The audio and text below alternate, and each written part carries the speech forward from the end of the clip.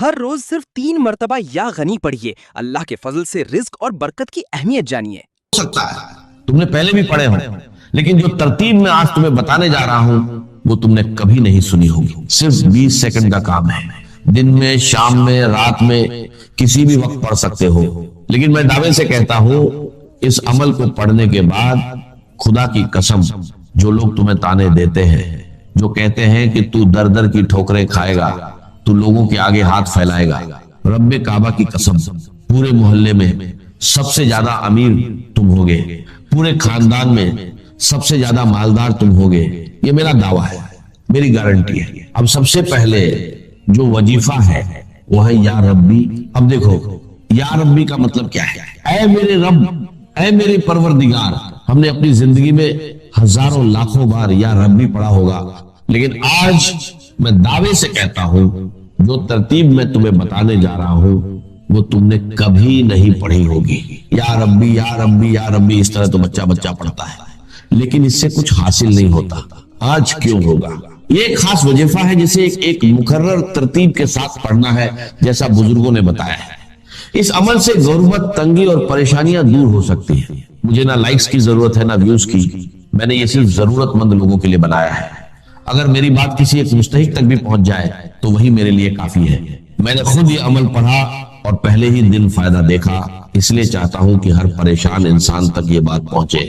آپ سے گزارش ہے کہ اسے زیادہ سے زیادہ لوگوں تک پہنچائیں، خاص طور پر غریب، بیمار اور پریشان لوگوں تک۔ یہ وظیفہ ہر طرح کے مسئلوں جیسے رشتوں کی بندش، شادی میں رکاوٹ، محبت میں ناکامی، گھریلو پریشانیاں، بیماری اور قرض کے لیے فائدہ مند ہے۔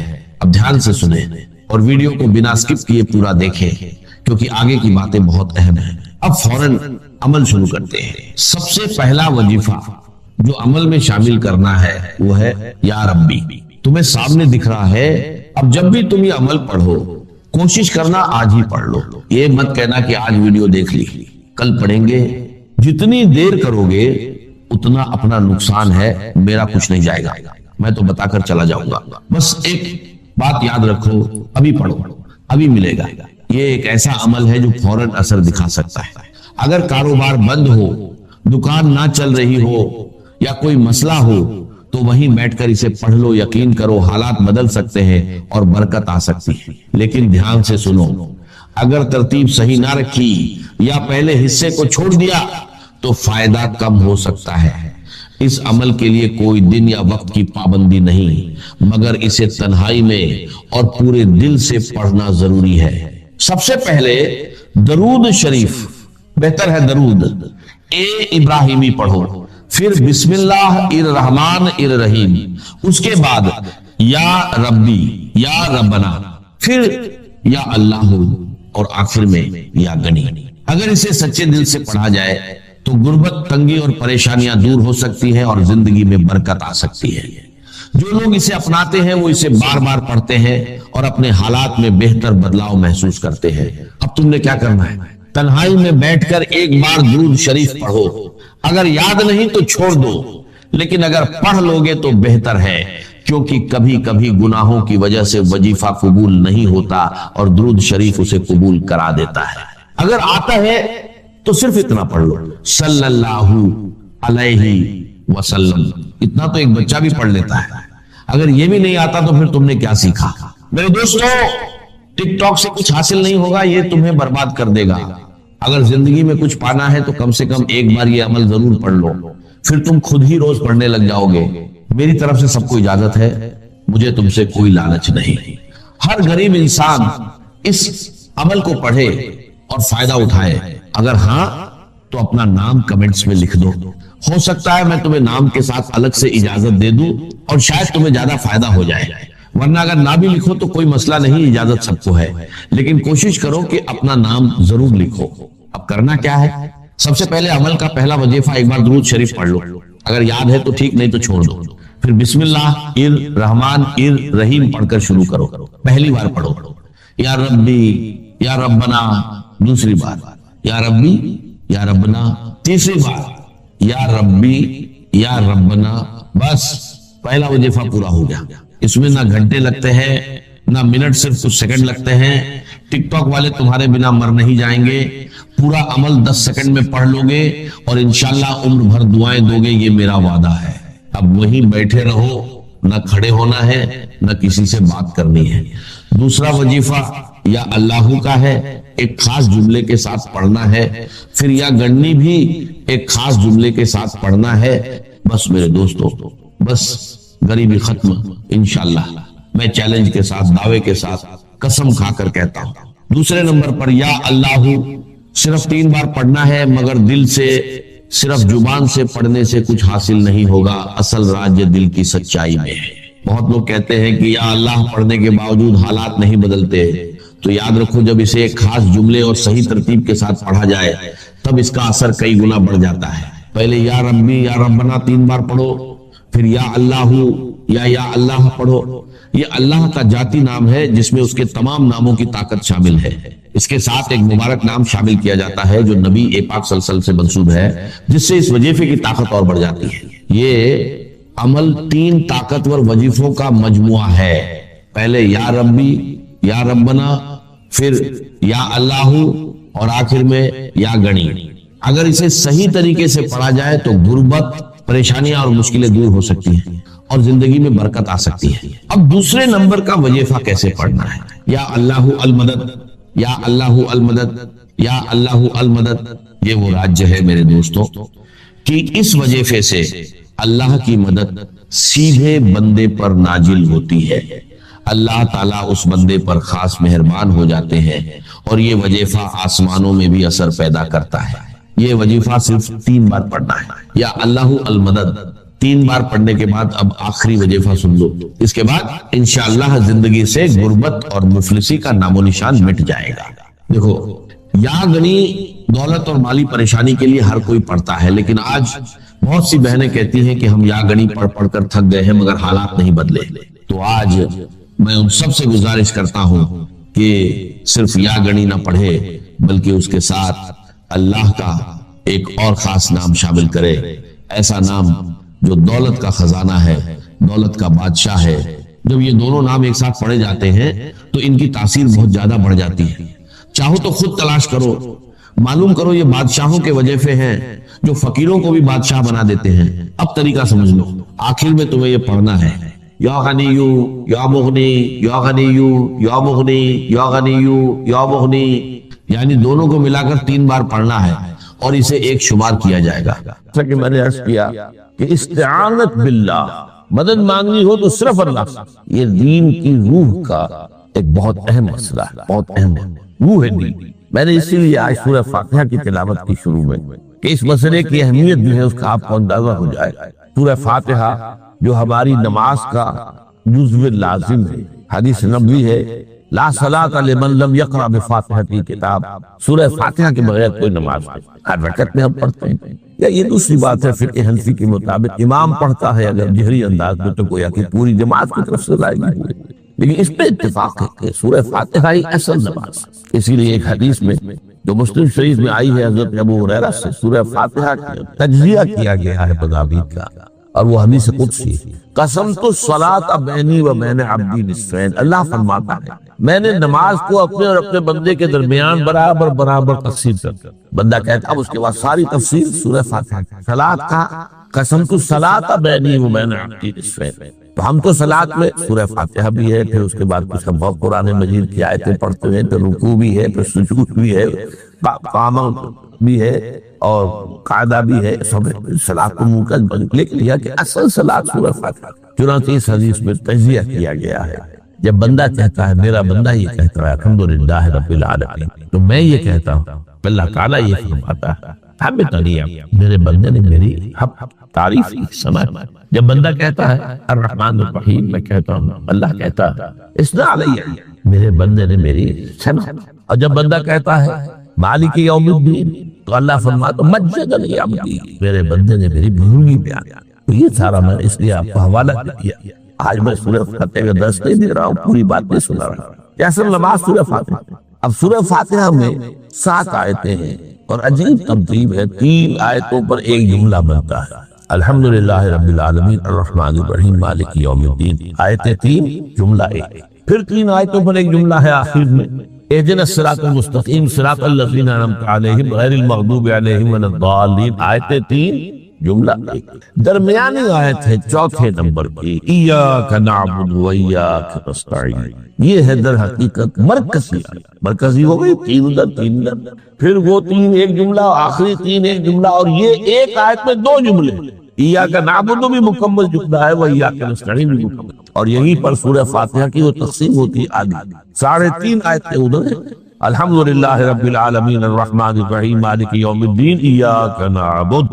اب واو آ گیا، یہ واو ایسے ہے جیسے کہ آپ ترازو کو پکڑتے ہیں، مٹھ اس کی جو ہے۔ اب 3.5 آیتیں ہیں، وَإِيَّاكَ نَسْتَعِينُ اهْدِنَا الصِّرَاطَ الْمُسْتَقِيمَ صِرَاطَ الَّذِينَ أَنْعَمْتَ عَلَيْهِمْ غَيْرِ الْمَغْضُوبِ عَلَيْهِمْ وَلَا الضَّالِّينَ۔ یہ جو مرکزی آیت ہے اس میں 2 باتوں کا ذکر ہے۔ ایاک نعبد، ایک تو ہم اقرار کرتے ہیں کہ اللہ ہم صرف تیری ہی بندگی کرتے ہیں اور کرتے رہیں گے، یہ حال اور ماضی، حال اور مستقبل دونوں کو محیط ہے۔ اور دوسرا وَإِيَّاكَ نَسْتَعِينُ، اور صرف تجھ ہی سے مدد مانگتے ہیں اور مانگتے رہیں گے۔ یہ گویا کہ دین کا ایک مرکزی نقطہ ہے، جو صلاۃ کا مرکزی نقطہ ہے وہی در حقیقت دین کا۔ اب ہم اس پر غور کر چکے ہیں، 40 نبوی کی حدیث نمبر 3 جو ہے وہ اس پر ہے، ایاک نعبد۔ اس میں گفتگو ہو چکی ہے تفصیل سے کہ عبادت کا تصور کیا ہے، جس کے لیے انسان کو پیدا کیا گیا، وما خلقت الجن والانس الا لیعبدون، اور تمام رسولوں کی دعوت کا مرکزی نقطہ ان اعبدوا اللہ ما لکم من الہ غیرہ۔ زندگی آمد برائے بندگی، زندگی بے بندگی شرمندگی، اور اس میں جو کنفیوژن ہم نے پیدا کر دیا ہے کہ عبادت کو عبادات کے مترادف قرار دے دیا، نماز روزہ حج زکات یہ عبادات ہیں، وہ عبادت جس کے لیے ہمیں پیدا کیا گیا ہے وہ یہ چیزیں نہیں ہیں، وہ ہے پوری زندگی میں ہمہ تن ہمہ وقت ہمہ جہد اللہ کی طاقت۔ ہر وقت نماز تو نہیں پڑھی جاتی، ہر روز روزہ تو نہیں رکھا جاتا، یہ جو کہا کہ میں نے صرف تمہیں پیدا ہی اس لیے کیا کہ میری عبادت کرو، تو عبادت سے مراد یہ چیزیں نہیں ہو سکتی۔ یہ در حقیقت اس عبادت کے لیے سپورٹس، جیسے 4 ستون ہیں ان پر چھت ہے، چھت کو سپورٹ دینے کے لیے ستون ہے۔ ستونوں کی معنویت ہی تب ہے جبکہ چھت ہو، ورنہ کیا کہیں گے کس لیے کھڑے کر دیے 4 ستون، پاگل تو نہیں کوئی، کس لیے؟ بٹ فار، جب تک کہ چھت کا تصور نہ ہو۔ شامیانے کے لیے 4 آپ نے بانس کھڑے کیے ہیں، کس لیے؟ اس شامیانے کو سپورٹ کر دیا۔ تو اب اس میں جو مضمون آیا وہ یہاں بھی آگیا اس حدیث میں، تو قرآن مجید کی آیت میں ایاک نعبد و ایاک نستعین، یہ ہے دوسری بات جس پر کہ آج کی ہماری مرکزی جو مضمون ہے وہ یہ حدیث، تجھ ہی سے مدد مانگتے ہیں اور مانگتے رہیں گے۔ اللہ تعالیٰ سے مدد مانگنا، اب آپ لوگ سمجھیے کہ مدد جو مانگی جاتی ہے مختلف الفاظ استعمال ہو سکتے ہیں۔ استعانت وہ اس حدیث میں بھی آیا، قرآن میں بھی آیا، سورہ فاتحہ میں ایاک نستعین۔ استمداد مدد طلب کرنا، استنصار نصرت مانگنا، استدعاء کوئی دعا کرنا کسی کام کے لیے، استغاثہ کسی کی دعائی دینا، یہ تمام ایک قبیل کی چیزیں ہیں، ان کو جمع کر دیجیے استعانت۔ اب استعانت ایک تو ہے عام مادی دنیا کے اصول کے اندر، میں کسی کہوں بھائی مجھے ذرا پانی پلا دینا، یہ بھی استعانت ہی ہوئی نا، میں نے اپنی ایک ضرورت کو پورا کرنے کے لیے اسے مدد چاہیے، اس میں کوئی شرط نہیں، کوئی برائی نہیں، معلوم ہے یہ عام مادی قوانین کے تحت ہوگا۔ یہ علیحدہ بات ہے کہ حضور کے بارے میں یہ آتا ہے صلی اللہ علیہ وسلم کہ آپ کبھی ایسے کام کے لیے بھی کسی کو نہیں کہتے تھے، یہاں تک کہ اگر آپ سواری پر ہوتے تھے اور آپ کا جو کوڑا ہے وہ نیچے گر گیا تو آپ اپنی سواری کو بٹھا کر یا اتر کر خود کوڑا اٹھاتے تھے، کسی سے کہتے نہیں تھے کہ مجھے ذرا اٹھا۔ تو یہ استدعاء، استعانت، استمداد، اس میں ایک درجے ہیں، بڑے اونچے اونچے درجے بھی ہیں، لیکن عام حالات میں ہم مادی قوانین کے تحت اگر کوئی مدد چاہے کسی سے تو کوئی بری بات نہیں، اس میں کوئی شرک نہیں، اس میں کوئی کفر نہیں، اگرچہ بعض حضرات کے نزدیک اس کا ایک درجہ ہے وہ میں بعد میں بیان کروں گا، لیکن یہ کہ ماورائی انداز کسی غیر مرئی حقیقی یا موہومہ شخصیت سے مدد مانگنا، غیر مرئی حقیقی فرشتے ہیں، غیر مرئی ہے حقیقی، موہومہ جنہوں نے گاڈز اینڈ گاڈیسز اور آلہہ بنا لیے، دیویاں دیوتیاں بنا لیے، یہ موہومہ ان کے وہم کی پیداوار، وہ بھی غیر مرئی نہیں، وہ ان کی انہوں نے تصویریں بنا دی ہیں پوجنے کے لیے، لیکن وہ یہ کہتے ہیں یہ تصویریں جو ہم نے بنائی ہیں یا یہ مجسمے بنائے ہیں، بت بنائے ہیں، یہ صرف توجہ کے ارتکاز کے لیے تاکہ پورا مراقبہ کر سکے، ہم اپنی توجہ کو مرکوز کر سکے۔ ہمیں بھی پتہ ہے کہ ان بتوں میں کچھ نہیں ہے، ایک عام ہندو ہے بیچارہ، عام جاہل دیہاتی، وہ تو یہی سمجھتا ہوگا کہ اسی میں ہے سب کچھ، اس بتھی کے اندر ہے. لیکن جو پڑھے لکھے ہندو ہیں، جو تعلیم یافتہ لوگ ہیں، ڈاکٹر رادھا کرشنن بہت بڑا فلسفی تھا، جو آپ کو معلوم ہے بھارت کا صدر رہا، بہت بڑا فلسفی. اس کی ایک کتاب ہے انڈین فلسفی پہ، اتنی موٹی موٹی 2 جلدیں ہیں اور بڑی باریک کھائی.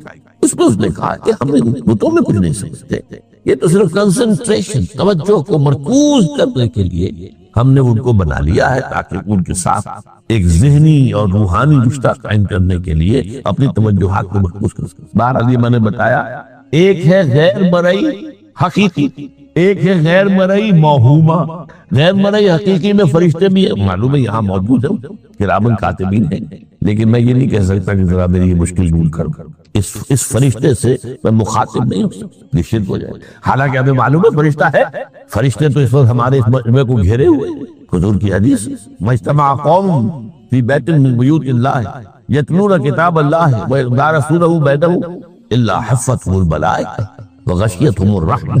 جب بھی کبھی میرے گھروں سے کسی گھر میں میرے بندے جمع ہوتے ہیں قرآن کو پڑھنے اور سمجھنے کے لیے، سمجھنے سمجھانے، تو فرشتے ان کے گرد گھیرا ڈال اور ان پر رحمت چھا دے اور سکینت ان پر آسمان سے نازل، اور اللہ تعالیٰ ان کا ذکر کرتا ہے فی من عندہ.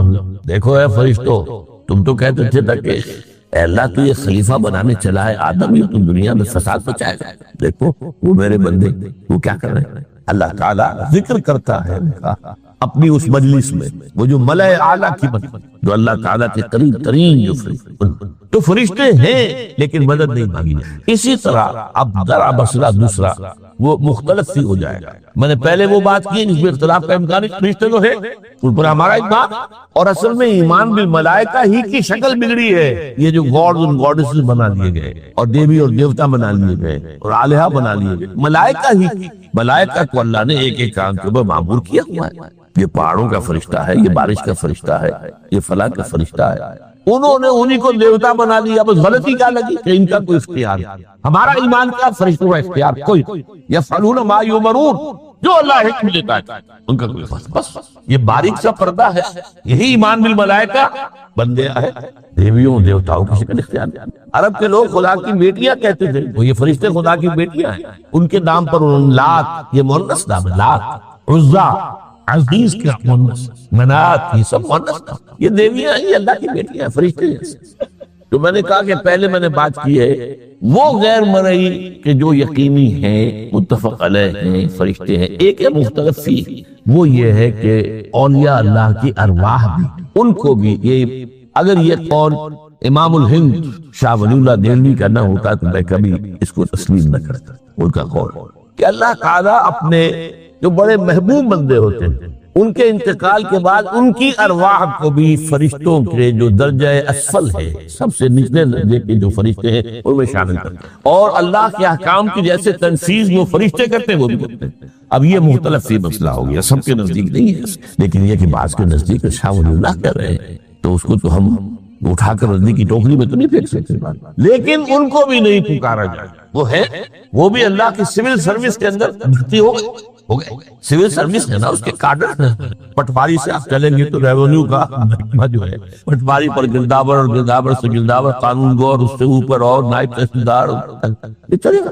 تو فرشتوں کا بھی گریڈ ہے، طبقہ اسفل، طبقہ اعلیٰ.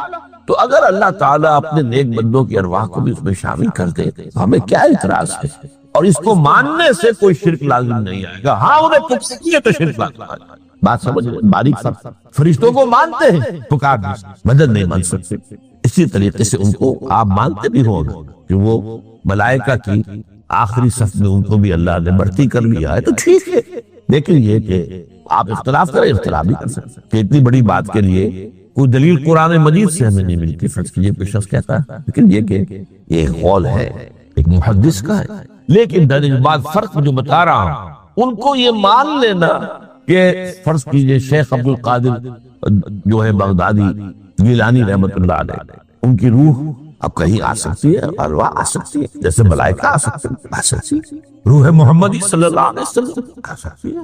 لیکن ہم اس وقت محمد کو پکاریں گے نہیں. پکارا تو شرک، دعوت جب دعا کی تو شرک. تو یہ ذرا باریک سا فرق ہے جو ہمارے ہاں اس فرق کو نہ سمجھنے کی وجہ سے ہی یا تو انکار کر دیتے سرے سے، وہ آ ہی نہیں سکتے، اور یا یہ کہ پھر ان سے دعائیں اور استدعاء اور استغاثہ، تو یہ دونوں میں جو ہے انتہا ہے۔ اچھا، دنیا کے قانون کے تحت بھی جو میں نے کہا تھا میں بتاؤں گا کہ اس کا بھی ایک مرتبہ ہے۔ آپ نے کسی شخص سے ایک کام کے لیے کہا، وہ کام دنیا کے قوانین کے تحت ہے۔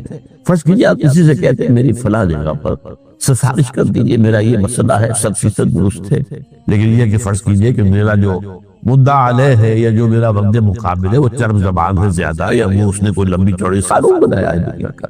اب آپ اندازہ کیجئے بچے کی ولادت میں ماں کو کتنی تکلیف اٹھانی پڑتی۔